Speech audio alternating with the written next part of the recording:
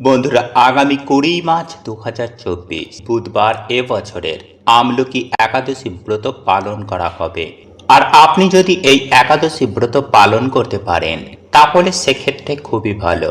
কিন্তু কোনো কারণে যদি এই একাদশী ব্রত পালন করতে না পারেন তাহলে অন্ততপক্ষে এই একাদশীর দিন এই কয়েকটি বিষয় অবশ্যই মেনে চলা প্রয়োজন। এতেই ভগবান শ্রী বিষ্ণুর কৃপায় গৃহে কখনো অমঙ্গল হয় না, স্বামী সন্তানের ক্ষতি হয় না। তাই আপনি এই একাদশী ব্রত পালন করুন বা নাই করুন, কিন্তু এই বিষয়গুলি একাদশীর দিন অবশ্যই মেনে চলার চেষ্টা করুন। আর যদি সম্ভব হয় 20 মার্চ বুধবার একাদশীর দিন ভগবান শ্রী বিষ্ণু ও মাতা লক্ষ্মীর চরণে এই একটি ফুল ও এই দুটি ফল পারলে অবশ্যই নিবেদন করুন মা লক্ষ্মী ও ভগবান বিষ্ণুর আশীর্বাদে। এই মাসেই সুখ, শান্তি, অর্থ, সৌভাগ্যের জীবন ভরে উঠবে। বন্ধুরা, একাদশীর দিন যে বিষয়টি সবার প্রথমেই করা প্রয়োজন তা হলো সকালবেলায় ঘুম থেকে ওঠার পর সবার প্রথমে ভগবান শ্রী হরিকে স্মরণ করা। কারণ সমস্ত একাদশী ভগবান বিষ্ণু তথা শ্রী হরির উদ্দেশ্যে সমর্পিত। তাই একাদশীর প্রথম ও প্রধান কাজই হল ভগবান শ্রী হরিকে স্মরণ করা। তাই আপনি যখনই ঘুম থেকে উঠুন না কেন সবার প্রথমেই ভগবান শ্রী হরিকে স্মরণ করুন। তার উদ্দেশ্যে এই মন্ত্রটি বিছানায় বসেই অন্তত 3 বার উচ্চারণ করুন। আর মন্ত্রটি হল ওম নম ভগবতে বাসুদেবায়। এরপর বন্ধুরা, ভগবান শ্রী হরিকে ধন্যবাদ জ্ঞাপন করুন। কারণ আজকে আপনি যে জীবিত রয়েছেন, আপনি জীবনে যা কিছু পেয়েছেন সবকিছুই তারই কৃপায় বা তারই জন্য। তাই ভগবান শ্রী হরি বিষ্ণুকে মন থেকে ধন্যবাদ জানান এবং মনে মনে প্রার্থনা করুন আপনি যা পেতে চান, আপনার যা মনস্কামনা মনোবাসনা আছে সমস্ত কিছুই প্রার্থনা করুন। তবে বন্ধুরা, একাদশীর দিন ঘুম থেকে ওঠার পর এই কাজটি আমাদের সকলেরই করা প্রয়োজন। বন্ধুরা, এই দিন ঘুম থেকে ওঠার পর কখনোই বাসি কাপড়ে রান্নাঘরে প্রবেশ করবেন না। এই দিন আমাদের সকলেরই তামসিক খাবার এড়িয়ে চলা প্রয়োজন। যারা একাদশীর ব্রত পালন করছেন তারা নিশ্চয়ই জানেন যে এই দিন পঞ্চ রবি শস্যর কোনো খাবারই গ্রহণ করতে নেই। আর যারা একাদশী পালন করছেন না তাদের অবশ্যই এই দিন যে কোনো প্রকার তামসিক খাবার এড়িয়ে চলা প্রয়োজন। বন্ধুরা, শাস্ত্র অনুসারে এই আমলকি একাদশীর দিন ভগবান শ্রী বিষ্ণুকে যদি একটি হলুদ ফুল এবং একটি আমলকি নিবেদন করতে পারেন তাহলে ভগবান শ্রী বিষ্ণু এতে অত্যন্ত প্রসন্ন হন। এরই সঙ্গেই ভগবান শ্রী বিষ্ণুর উদ্দেশ্যে তুলসী পাতা এবং একটি ঘিয়ের প্রদীপ নিবেদন করতে কখনোই ভুলবেন না। বন্ধুরা, একাদশীর দিন যতটা সম্ভব ঝগড়া, ঝামেলা, অশান্তি এই সমস্ত কাজ থেকে দূরে থাকুন। কটু কথা, কুবাক্য বলা, কারোর সঙ্গে খারাপ আচরণ এই সমস্ত কিছুই এড়িয়ে চলুন। বন্ধুরা, এই দিন যে কোনো প্রকার ক্ষৌর কর্ম নিষেধ করা হয়েছে, অর্থাৎ চুল, দাড়ি, নখ ইত্যাদি কাটা, চুলে শ্যাম্পু বা সাবান প্রদান করা, এগুলি থেকে বিরত থাকার কথা শাস্ত্রে বলা হয়েছে। বন্ধুরা, এই পবিত্র একাদশীর দিন যদি সম্ভব হয় তাহলে অশ্বত্থ গাছেই জল নিবেদন করুন এবং সেই গাছের গোড়ায় একটি ঘিয়ের প্রদীপ প্রজ্বলন করুন। শাস্ত্রে স্পষ্ট করে উল্লেখ করা হয় যে অশ্বত্থ গাছেই স্বয়ং পরমেশ্বর ভগবান শ্রী হরি বিষ্ণুর বাস। তাই একাদশীর দিন এই কাজটি করার কথা বলা হয়। বন্ধুরা, এই একাদশীর গুরুত্ব কতখানি, এই একাদশী পালন করলে কি হয় তা এই একাদশীর ব্রত কথায় ব্যক্ত করা হয়েছে। এই দিন আমলকি একাদশীর ব্রত কথা তথা মাহাত্ম্য কথাটি একবার হলেও শ্রবণ করুন। আমি আশা করি এই আমলকি একাদশী ব্রত কথা বা মাহাত্ম্য কথাটি শ্রবণ করে আপনাদের ভালো লাগবে। এবং সবশেষে আমি আপনাদেরকে সেই ফল ও ফুলের কথা জানিয়ে দেব যে ফুল ও ফল আগামী বুধবার আমলকি একাদশীর দিন মা লক্ষ্মী ও ভগবান বিষ্ণুর চরণে নিবেদন করলে আপনারা রাতারাতি কোটিপতি হয়ে যাবেন ভগবানের আশীর্বাদে। বন্ধুরা, ফাল্গুন মাসের শুক্লপক্ষের একাদশী আমলকি একাদশীর মাহাত্ম্য ব্রহ্মাণ্ড পুরাণে বর্ণিত রয়েছে। রাজা মান্ধাতা একবার বশিষ্ঠ মণিকে বললেন, হে মহান ঋষি, দয়া করে আমার প্রতি দয়া করুন এবং আমাকে একটি পবিত্র উপবাসের কথা বলুন, যা চিরকাল আমার উপকার করবে। বশিষ্ঠ মণি উত্তর দিলেন, হে মহারাজ, অনুগ্রহ করে শুনুন। যেভাবে আমি বর্ণনা করছি, সব উপবাসের সেরা দিন আমলকি একাদশী। যে ব্যক্তি বিশ্বাসের সাথে এই একাদশীর উপবাস করে, সে প্রচুর ধন সম্পত্তি লাভ করে, সকল প্রকার পাপের প্রভাব থেকে মুক্ত হয় এবং মুক্তি লাভ করে। একজন খাঁটি ব্রাহ্মণকে 1000 গরু দান করার চেয়ে এই একাদশীর উপবাস অনেক বেশি পবিত্র। তাই দয়া করে আমার কথা মনোযোগ সহকারে শুনুন। যেমন আমি আপনাকে একজন শিকারীর গল্প বলছি, যিনি প্রতিদিন তার জীবন যাপনের জন্য নিরীহ প্রাণী হত্যায় লিপ্ত হলেও পূজার নির্ধারিত নিয়ম কানুন মেনে আমলকি একাদশীর উপবাস করে মুক্তি লাভ করেন। একদা বৈদিশা নামে একটি রাজ্য ছিল, যেখানে সমস্ত ব্রাহ্মণ, ক্ষত্রিয়, বৈশ্য এবং শূদ্ররা সমানভাবে বৈদিক জ্ঞান, প্রবল শারীরিক শক্তি এবং সূক্ষ্ম বুদ্ধিমত্তার অধিকারী ছিল। রাজাদের মধ্যে হে সিংহ, সমগ্র রাজ্য বৈদিক ধ্বনিতে পূর্ণ ছিল। একজনও নাস্তিক ছিল না এবং কেউ পাপ করেনি। এই রাজ্যের শাসক ছিলেন রাজা পাশাবিন্দু, যিনি সোমা, চাঁদের রাজবংশের সদস্য ছিলেন। তিনি চিত্তরথ নামেও পরিচিত ছিলেন এবং অনন্ত ধার্মিক ও সত্যবাদী ছিলেন। কথিত আছে যে রাজা চিত্তরথের 10,000 হাতির শক্তি ছিল এবং তিনি অত্যন্ত ধনী ছিলেন এবং বৈদিক জ্ঞানের 6টি শাখা সম্পূর্ণরূপে জানতেন। মহারাজ চিত্তরথের রাজত্বকালে তার রাজ্যে একজন ব্যক্তিও অন্যের ধর্ম কর্তব্য পালনের চেষ্টা করেনি। ব্রাহ্মণ, ক্ষত্রিয়, বৈশ্য এবং শূদ্র সকলেই নিজেদের ধর্মে নিখুঁতভাবে নিযুক্ত ছিল। সারা দেশে কৃপণ বা দরিদ্র কেউই দেখা যায়নি।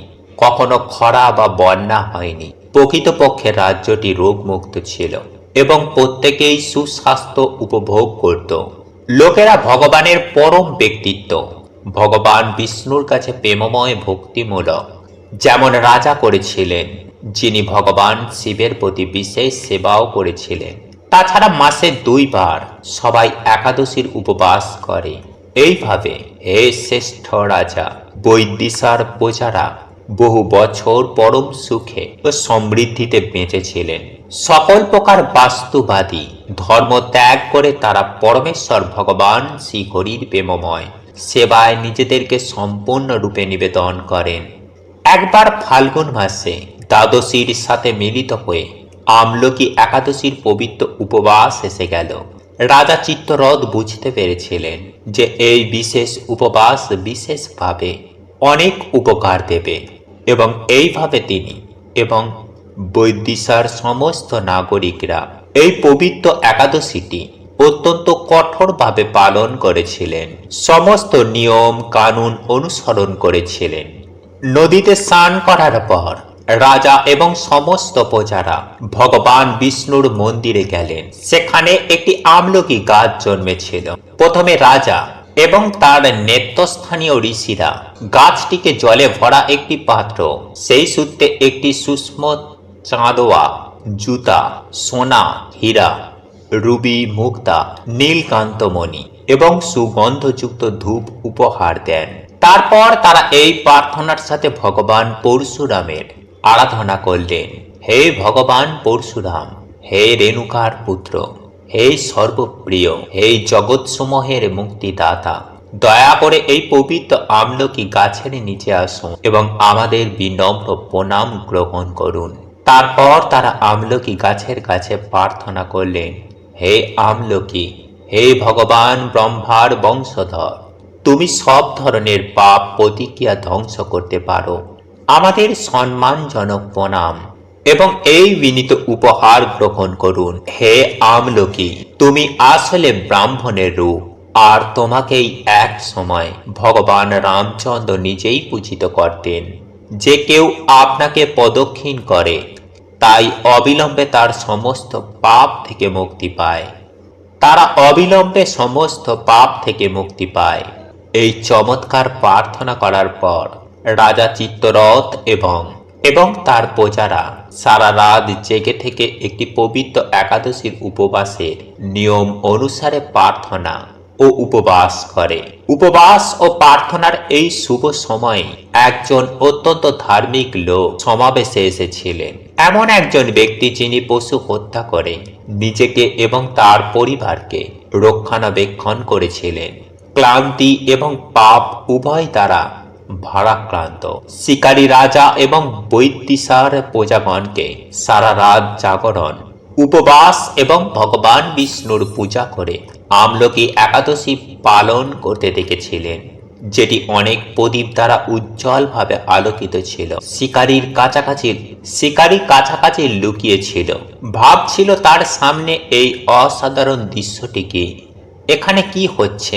সে ভেবেছিল তিনি পবিত্র আমলকি গাছে সেই মনোরম বনে যা দেখেছিলেন তা হল ভগবান দামোদরের দেবতা জলপাত্রের আসনের ওপর উপাসনা করা হচ্ছে এবং তিনি ভক্তদের ভগবান কৃষ্ণের অতীন্দ্রিয় রূপ এবং বিনোদনের বর্ণনা দিয়ে পবিত্র গান গাইতে শুনেছিলেন। নিজের স্বার্থে নিরীহ পাখি এবং পশুদের সেই কঠোর ধর্মহীন হত্যাকারী একাদশী উদযাপন দেখে এবং ভগবানের কীর্তন শোনার সাথে সাথে পুরো রাতটি দুর্দান্ত বিস্ময়ে কাটিয়েছিল।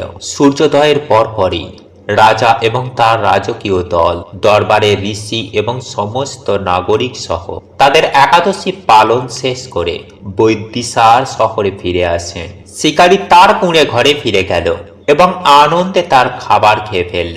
যথাসময়ে শিকারী মারা গেলেও আমলকি একাদশীর উপবাস করে এবং পরমেশ্বর ভগবানের কীর্তন শ্রবণ করে এবং সারা রাত জেগে থাকতে বাধ্য হয়ে তিনি যে পুণ্য লাভ করেছিলেন তা তাকে মহান রূপে পুণ্য জন্ম লাভের যোগ্য করে তুলেছে। রাজার অনেক রথ, হাতি, ঘোড়া এবং সৈন্য ছিল। তার নাম বসুরথ। রাজা বিদুর্থের পুত্র এবং তিনি জয়ন্তী রাজ্যের রাজত্ব করতেন। রাজা বসুরথ ছিলেন বলবান ও নির্ভীক, সূর্যের মতো প্রবল এবং চন্দ্রের মতো সুদর্শন।